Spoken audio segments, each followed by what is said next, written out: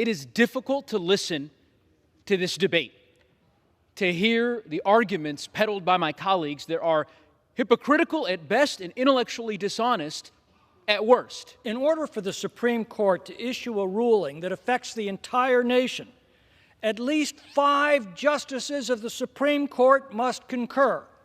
Yet today, individual district court judges are asserting this authority by themselves. This is an outrageous abuse of public trust and judicial power, and it's opened a Pandora's box that threatens the fundamental constitutional order. The Congress is elected to make law. The President is elected to enforce it. The judiciary is appointed for the sole purpose of resolving cases and controversies brought to it by individual injured parties. Traditionally, that means an injured party seeks redress through his local district court. This simple process assures decisions are limited to the unique circumstances of the individuals involved and are restricted to cases within that district, subject to appeal, first to the circuit court and ultimately to the Supreme Court. This assures that multiple voices contribute to the development of a legal consensus before the matter reaches the Supreme Court. A single district judge seizing this authority for himself utterly short-circuits this process and does incalculable injury to our Constitution.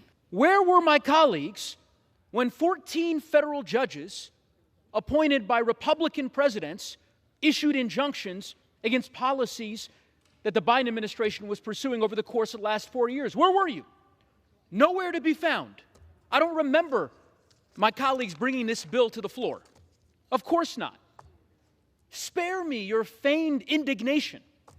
They talk of defending the Constitution when President Trump is running roughshod over provision after provision. They talk of judicial overreach as they attack judges across the country. Read the Constitution. Read the Federalist Papers. Read about the importance that our framers and founders placed on judicial independence, and reflect on what your conduct will do to the administration of justice in the United States of America, to the rule of law that has been sacrosanct for the better part of 2.5 centuries. I cannot believe, I suppose I should, but I cannot believe that my colleagues would waste time on a bill like this, a dangerous bill,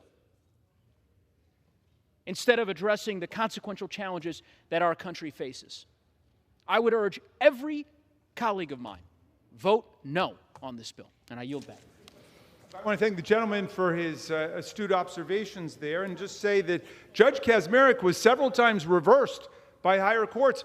We never came out and said, therefore, let's ban nationwide injunctions. We did say, let's reform judge shopping, forum shopping. That's the real problem. But it's not a problem if there is a nationwide crisis created by illegal action by an executive, that a judge has the authority to counter that with an injunction, and then it gets appealed up to the Supreme Court. We reserve.